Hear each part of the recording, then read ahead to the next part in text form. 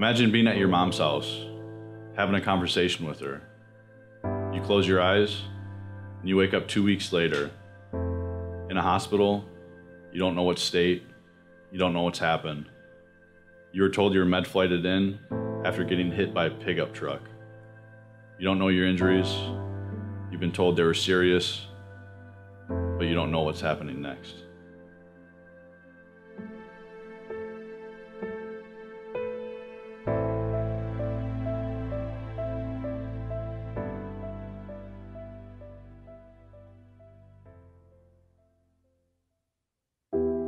My name is Thomas Kirkland.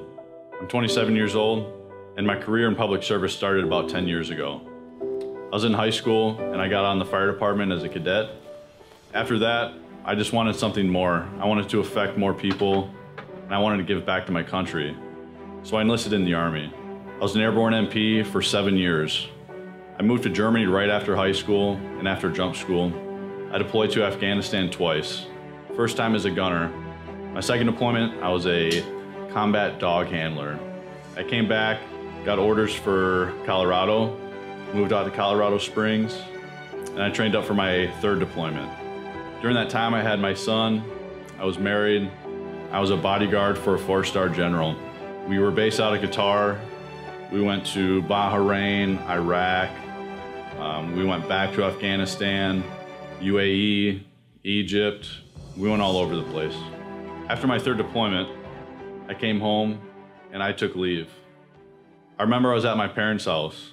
I was in my living room, talking to my mom, having a normal conversation. I blinked my eyes and I woke up in a hospital. I didn't know where I was. I didn't know what state I was in. I didn't know what day it was.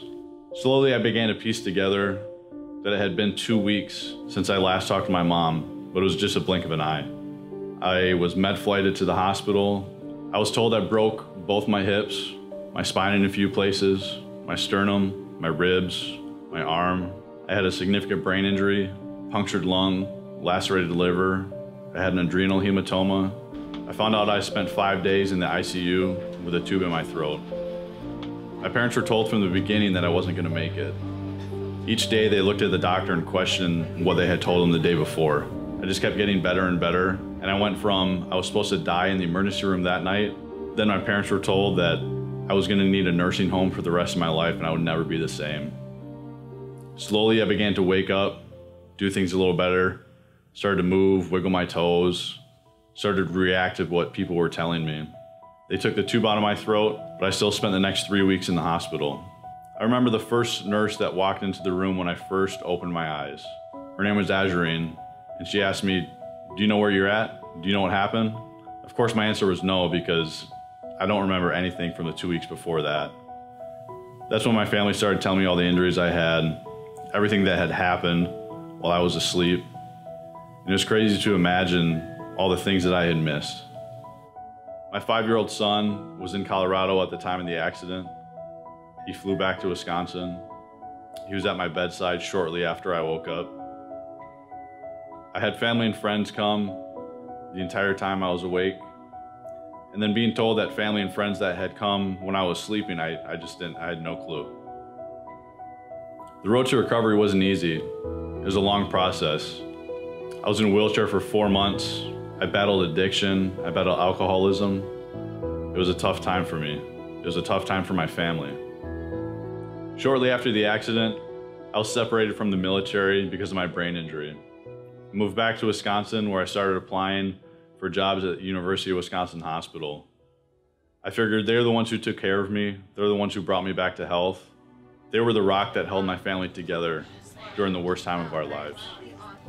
Shortly after I moved home, I got a job offering at a unit at the Hospital of Orthopedics. I worked with the same group of nurses that took care of me when I was in the hospital recovering. Because of the work that I know that the nurses did and the love and compassion they had for their job, has led me to the career path that I'm on today. Right now I plan on going to school to get my Bachelor's of Science in Nursing. I want to go back and work in the ICU or a pediatric ICU and give back, and I want to be the rock to families during the worst time of their lives. I'm also on the fire department that took care of me and scooped me up off the side of the road after getting hit by that truck. Knowing that I'm giving back to the people and the people of my community inspires me to be the best person that I can today. That accident changed my life that day. It made me reevaluate the things that were important to me and the things that were important to my family.